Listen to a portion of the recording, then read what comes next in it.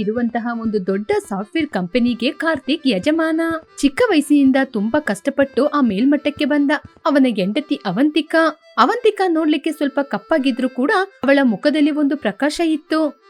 ಬೆಳಿಗ್ಗೆ ಕಾರ್ತಿಕ್ ಆಫೀಸಿಗೆ ಹೊರಡುವಾಗ, ಕಾರ್ತಿಕ್, ಇವತ್ ನಿಮ್ಗೆ ಮೀಟಿಂಗ್ ಇದೆ ಅಂತ ಹೇಳಿದ್ರಿ. ನಿಮಗೆ ತುಂಬಾ ಇಷ್ಟವಾದ ಬದ್ನೆಕಾಯಿ ಮಸಾಲೆ ಕರಿ ಮಾಡಿದೀನಿ. ಮೀಟಿಂಗ್ ಬ್ಯುಸಿಯಲ್ಲಿ ತಿನ್ನದೇ ಇರಬೇಡಿ. ತುಂಬಾ ಥ್ಯಾಂಕ್ಸ್ ಅವಂತಿಕಾ. ನೀನ್ ಇಲ್ಲದಿದ್ದಿದ್ರೆ ನನ್ನ ಲೈಫ್ ಏನಾಗ್ತಿತ್ತೋ ಏನೋ. ನನ್ನ ಊಟ, ನನ್ನ ಡೈನಿಂಗ್ ಟೇಬಲ್ ಎಲ್ಲ ನೀನೇ ನೋಡ್ಕೋತೀಯ. ಇದು ನನ್ನ ಕರ್ತವ್ಯ ಕಾರ್ತಿಕ್. ನೀವು ಸಂಪಾದನೆ ಮಾಡೋದು ನಮಗೋಸ್ಕರ ತಾನೆ. ನೀವು ಹುಷಾರಾಗಿ ಹೋಗಿ ಬನ್ನಿ. ಹಾಗೆ ಹೇಳಿದಾಗ ಕಾರ್ತಿಕ್ ಹೊರಟು ಆಫೀಸಿಗೆ ಹೋದ ನಂತರ ಕಾರ್ತಿಕ್ ಕ್ಯಾಬಿನಿಗೆ ಒಂದು ಹುಡುಗಿ ಬಂದ್ಲು. ಅವಳ ಹೆಸರು ಸುಂದರಿ. ಅವಳ ಹೆಸರಿಗೆ ತಕ್ಕ ಹಾಗೆ ಮಾಡರ್ನ್ ಡ್ರೆಸ್ ಅಲ್ಲಿ ನೋಡ್ಲಿಕ್ಕೆ ಚೆನ್ನಾಗಿದ್ಲು. ಗುಡ್ ಮಾರ್ನಿಂಗ್ ಸರ್, ನನ್ನ ಹೆಸರು ಸುಂದರಿ.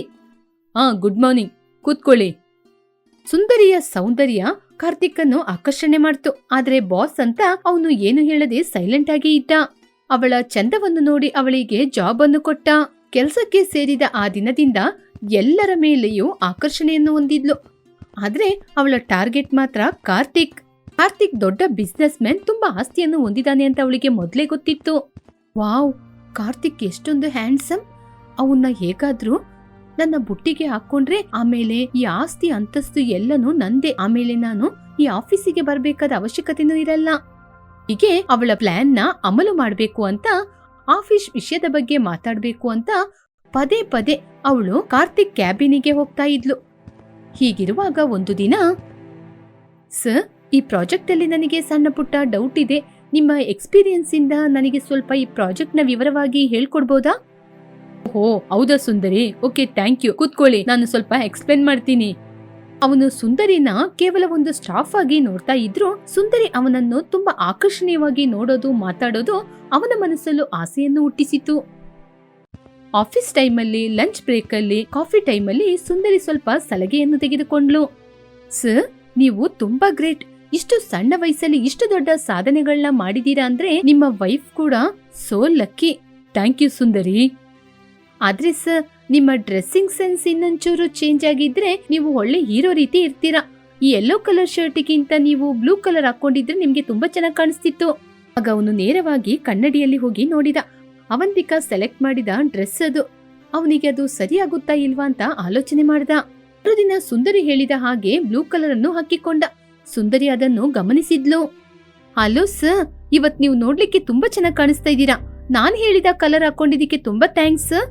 ಹೀಗೆ ಸುಂದರಿ ಮಾತಾಡ್ತಾ ರಾಜೇಶ್ ಮನಸ್ಸಲ್ಲೂ ಬದಲಾವಣೆಗಳು ಆಗಲಾರಂಭಿಸಿತು. ಪ್ರತಿದಿನ ಆಫೀಸಿಂದ ಲೇಟ್ ಆಗಿ ಮನೆಗೆ ಬರೋದು, ಎಲ್ಲೆಲ್ಲ ಹೋಗೋದು ಅಂತ ಅಭ್ಯಾಸವನ್ನು ಮಾಡಿಕೊಂಡ. ರಾತ್ರಿ 10 ಗಂಟೆ ಆಯಿತು.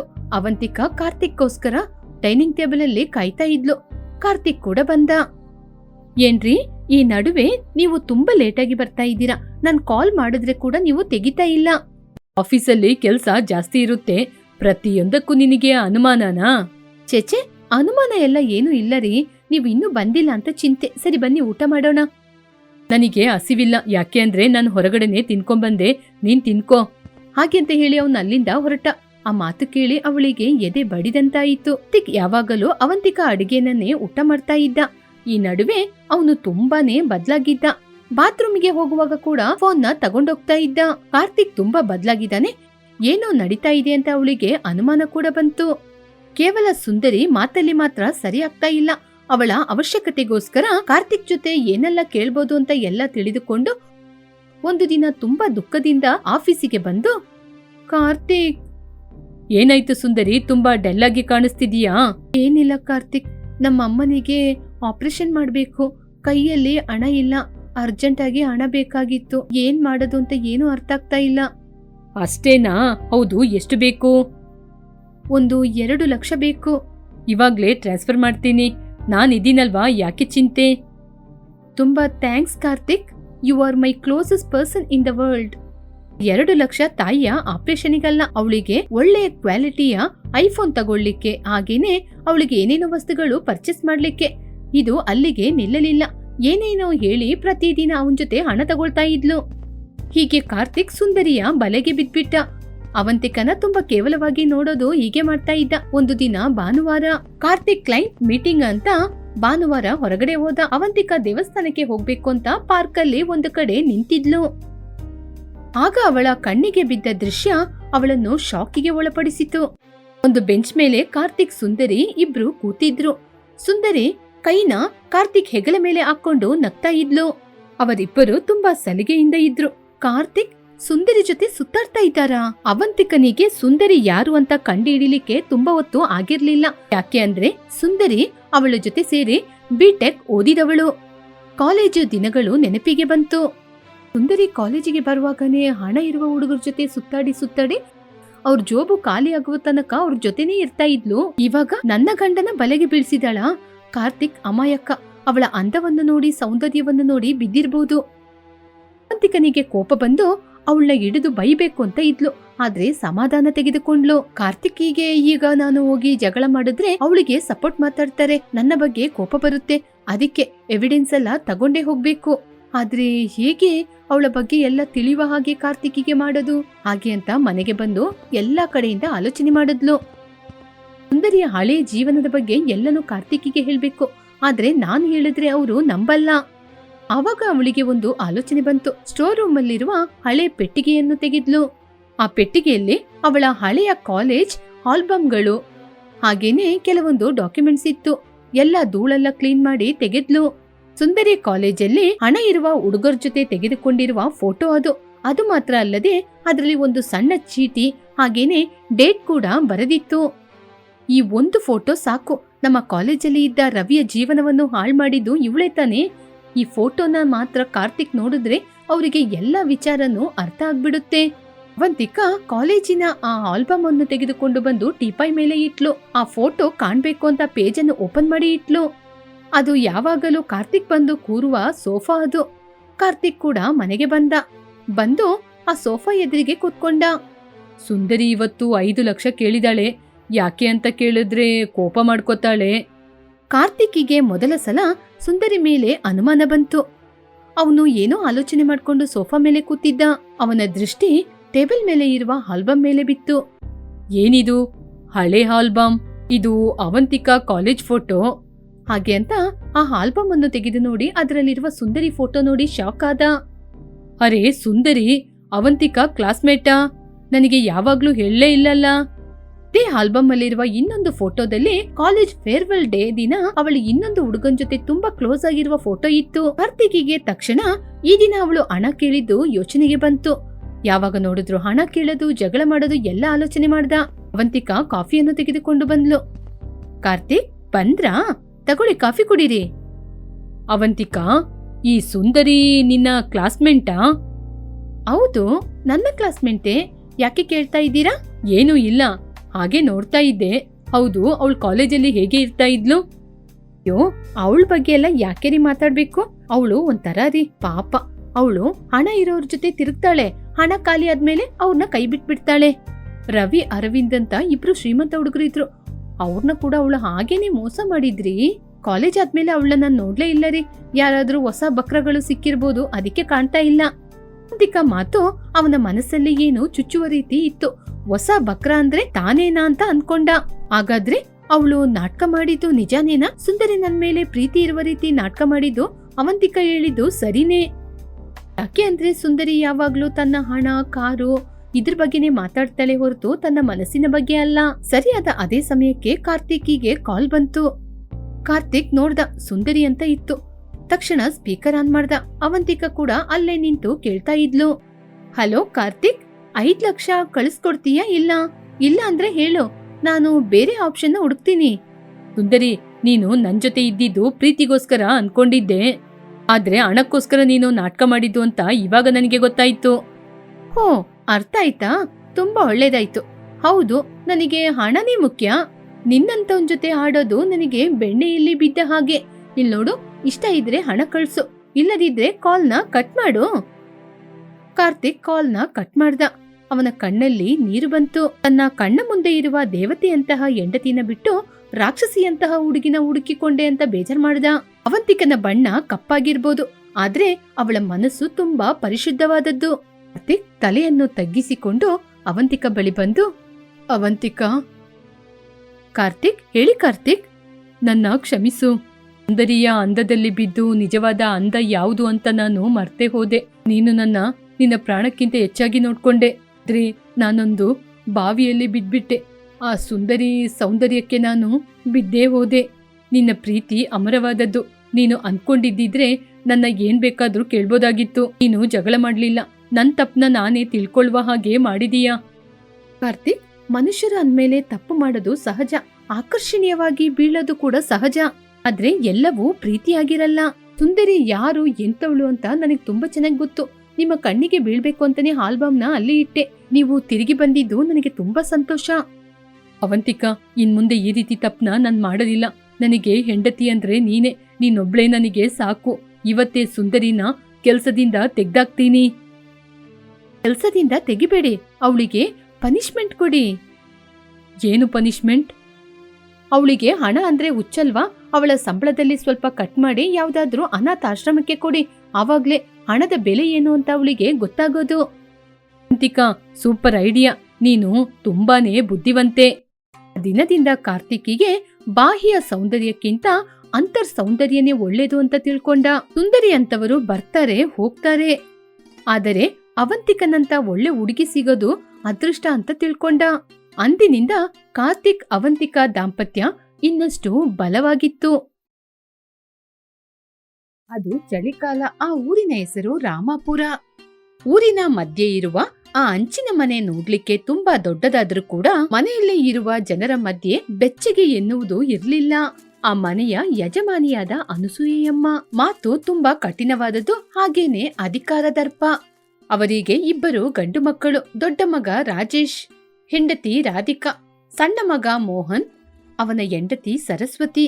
ದೊಡ್ಡ ಮಗಳಾದ ರಾಧಿಕಾ ಶ್ರೀಮಂತಿಕೆ ಮನೆಯಿಂದ ಬಂದಿದ್ರಿಂದ ಅವಳಿಗೆ ಸ್ವಲ್ಪ ದುರಂಕಾರ ಜಾಸ್ತಿನೇ ಇತ್ತು. ದಿನವಿಡೀ ಅಲಂಕಾರವನ್ನು ಮಾಡುವುದು, ಆನಂತರ ಅತ್ತೆ ಜೊತೆ ಕೂತ್ಕೊಂಡು ಮಾತಾಡುವುದೇ ಅವಳ ಪ್ರತಿದಿನದ ಕೆಲಸ. ಆದರೆ ಸಣ್ಣ ಸೊಸೆಯಾದ ಸರಸ್ವತಿ ತುಂಬಾ ಬಡತನ ಮನೆಯಿಂದ ಬಂದ ಕಾರಣ ಅವಳು ಯಾವ ವರದಕ್ಷಿಣೆಯನ್ನು ಕೂಡ ತರಲಿಲ್ಲ. ಅವಳು ಬೆಳಿಗ್ಗೆ 4 ಗಂಟೆಗೆ ಎದ್ದು ಕೆಲಸ ಮಾಡಲು ಆರಂಭಿಸಿದರೆ ರಾತ್ರಿ 10 ಗಂಟೆ ತನಕ ತುಂಬಾ ಕಷ್ಟಪಟ್ಟು ಮನೆ ಕೆಲಸ ಮಾಡಿ ಪಾತ್ರೆ ತೊಳೆದು ಬಟ್ಟೆ ಒಗೆದು ಮನೆಯ ಎಲ್ಲಾ ಕೆಲಸವನ್ನು ಮಾಡ್ತಾ ಇದ್ರು ಕೂಡ ಅವಳ ಜೊತೆ ಮಾತಾಡ್ಲಿಕ್ಕೆ ಒಬ್ಬರು ಬರ್ತಾ ಇರ್ಲಿಲ್ಲ. ಗಂಡನಾದ ಮೋಹನ್ ತುಂಬಾ ಒಳ್ಳೆಯವನಾಗಿದ್ರು ಅವನ ತಾಯಿಯ ಎದುರು ಮಾತಿಗೆ ಏನು ಮಾತಾಡ್ತಿರ್ಲಿಲ್ಲ. ಅದು ಬೆಳಗ್ಗಿನ ಜಾವ. ಸರಸ್ವತಿ ಚಳಿಯಲ್ಲಿ ನಡುಗುತ್ತಾ ಬಟ್ಟೆಯನ್ನು ಒಗಿತಾ ಇದ್ಲು. ಅವಳ ಕೈಗಳು ಆ ತಂಪಿನಿಂದ ತುಂಬಾನೇ ಬಾಡಿ ಹೋಗಿತ್ತು. ಅದೇ ಸಮಯದಲ್ಲಿ ಮನೆಯೊಳಗೆ ಬಿಸಿ ಕಂಬಳಿಯನ್ನು ಹೊದ್ಕೊಂಡು ಬಿಸಿ ಬಿಸಿ ಕಾಫಿ ಕುಡಿತಾ ಇದ್ರು ಅನಸೂಯೆಯಮ್ಮ, ಹಾಗೇನೆ ಅವರ ದೊಡ್ಡ ಸೊಸೆ. ನೀನು ಕುಡಿತಾ ಇರೋದು ಸಾಧಾರಣವಾದ ಕಾಫಿ ಅಲ್ಲಮ್ಮ, ನಿಮ್ಮ ತಂದೆಯವರು ಕಳಿಸಿಕೊಟ್ಟಂತಹ ಕಾಸ್ಟ್ಲಿಯಾದ ಫಿಲ್ಟರ್ ಕಾಫಿ. ಎಲ್ಲನೂ ನೀನ್ ಮಾಡಿರುವ ಅದೃಷ್ಟ ಕಣಮ್ಮ. ಎಲ್ಲರ ಅದೃಷ್ಟ ಒಂದೇ ರೀತಿ ಇರಲ್ಲ.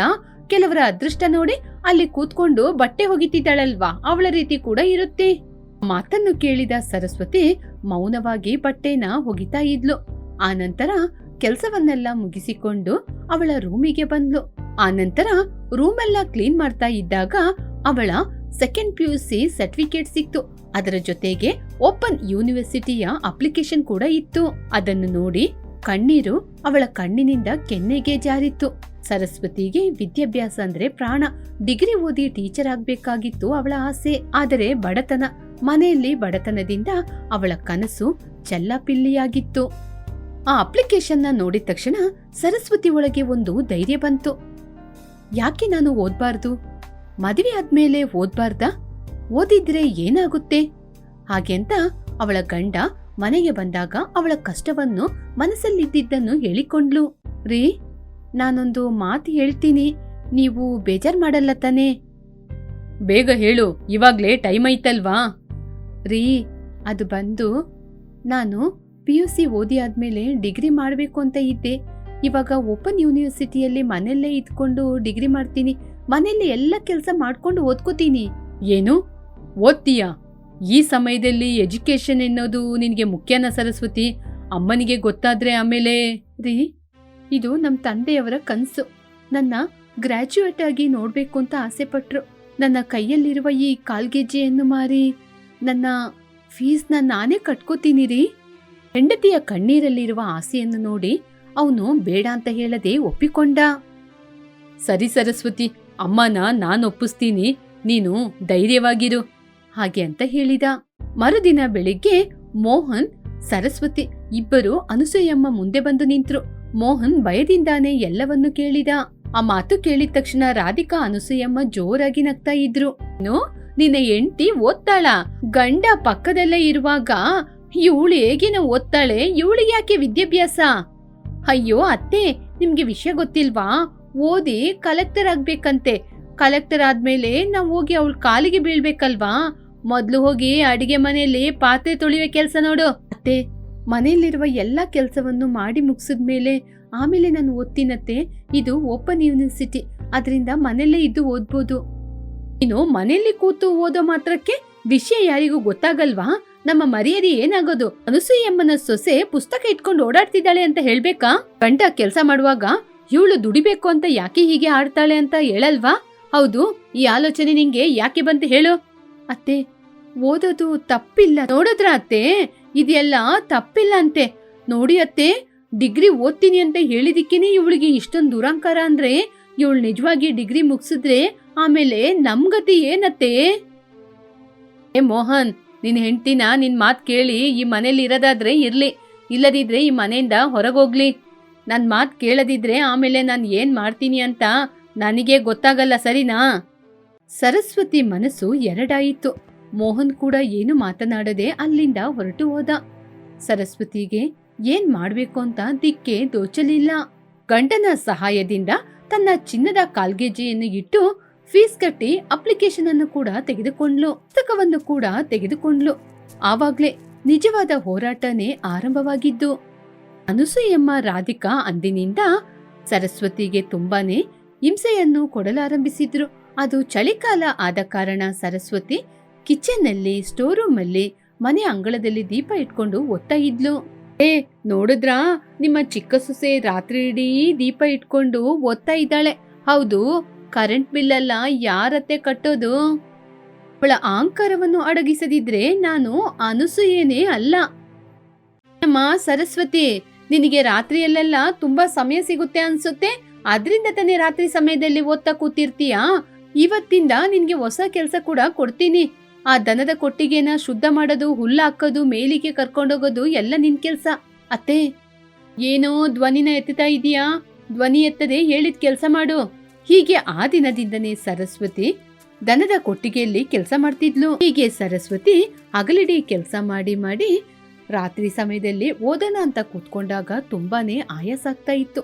ಆದ್ರೂ ಅವಳು ಅದರಿಂದ ಹಿಂಜರಿಯದೆ ಅವಳ ತಂದೆ ಮುಖ ಅವಳ ಕಣ್ಣೆದುರಿಗೆ ಬಂದು ಬಂದು ಹೋಗೋದ್ರಿಂದ ತುಂಬಾ ಕಷ್ಟಪಟ್ಟು ಓದ್ತಾ ಇದ್ಲು. ಸರಸ್ವತಿ ನೋಟ್ಸ್ ಬರೆದು ಹೊರಗಿಟ್ಟಿರುವುದನ್ನು ರಾಧಿಕಾ ನೋಡಿದ್ಲು. ಚಿಚಿ, ಇವಳ ನೋಟ್ಸ್ ಬೇರೆನಾ ಇವಳಿಗೆ ಅಂತೇಳಿ ನೋಟ್ಸ್ ನ ಎತ್ತಿ ಸಗಣಿಯಲ್ಲೇ ಹಾಕಿದ್ಲು. ನೋಟ್ಸ್ ಎಲ್ಲ ಸಗಣಿ ಆಯಿತು. ಅಯ್ಯೋ ಸರಸ್ವತಿ, ನಾನ್ ನೋಡ್ಲೇ ಇಲ್ಲ ಸರಸ್ವತಿ, ಈಚೆ ತೆಗಿಯೋಣ ಅನ್ನಷ್ಟರಲ್ಲಿ ಅದು ಸಗಣಿಯಲ್ಲೇ ಬಿದ್ದೋಯ್ತು.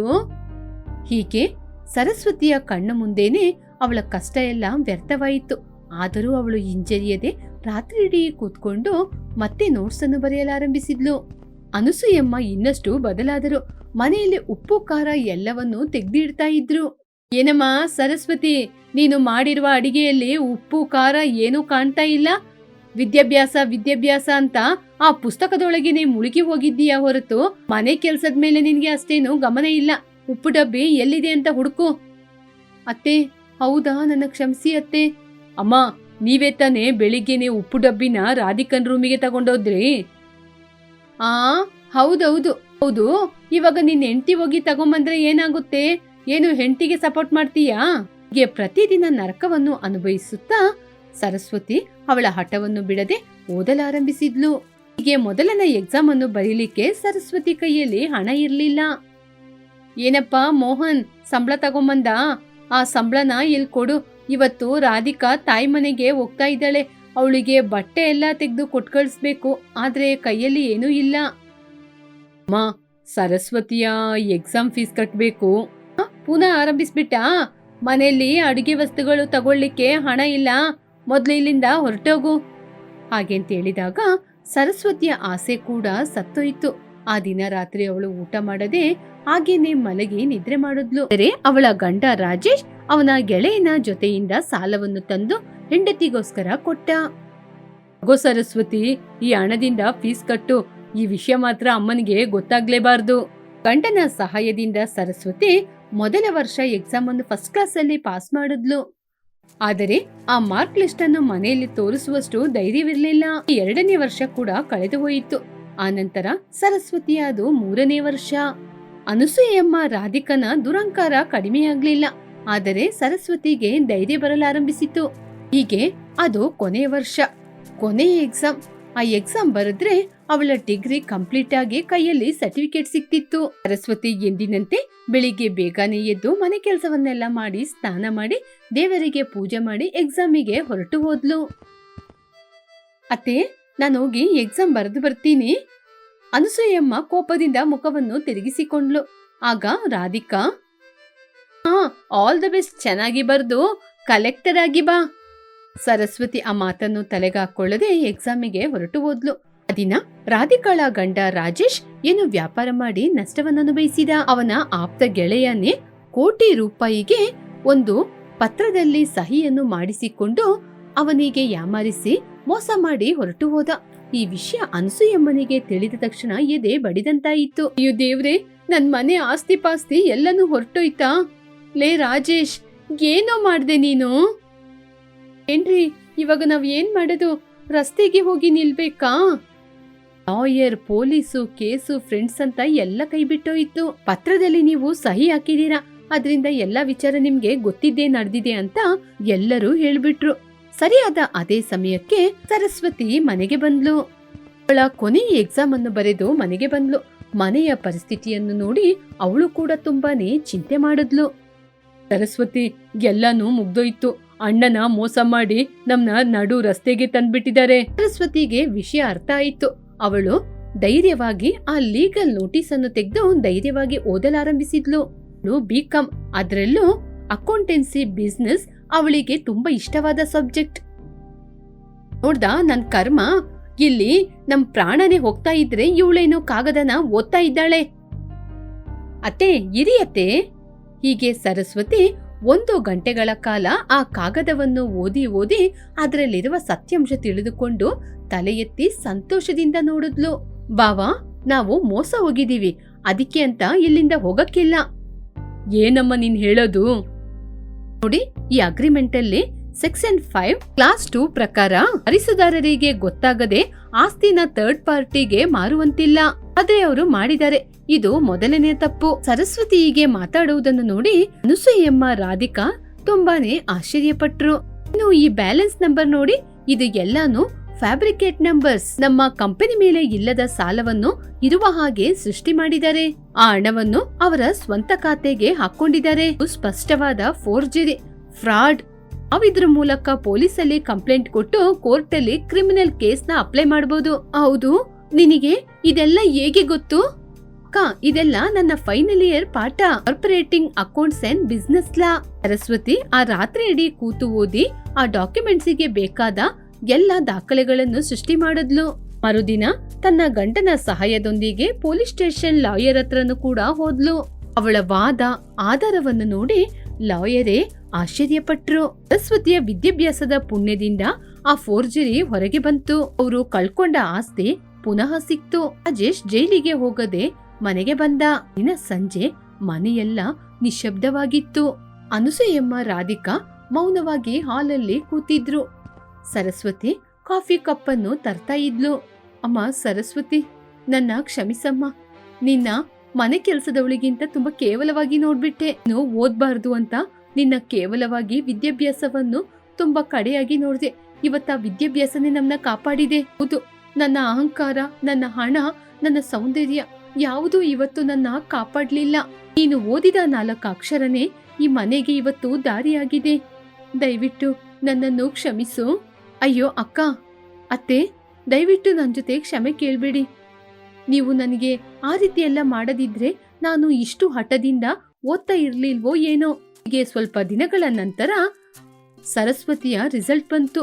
ಅವಳು ಯೂನಿವರ್ಸಿಟಿಯಲ್ಲೇ ಟಾಪರ್ ಆಗಿದ್ಲು. ದಿನ ಅನಸೂಯಮ್ಮ ಸರಸ್ವತಿ ಊರಿಡೀ ಎಲ್ಲರಿಗೂ ಸಿಹಿಯನ್ನು ಹಂಚಿದ್ರು. ನನ್ ಸೊಸೆ ಓದಿ ಯೂನಿವರ್ಸಿಟಿಗೆನೆ ಫಸ್ಟ್ ಬಂದಿದ್ದಾಳೆ. ಸರಸ್ವತಿ ನನ್ನ ಸೊಸೆಯವಳು.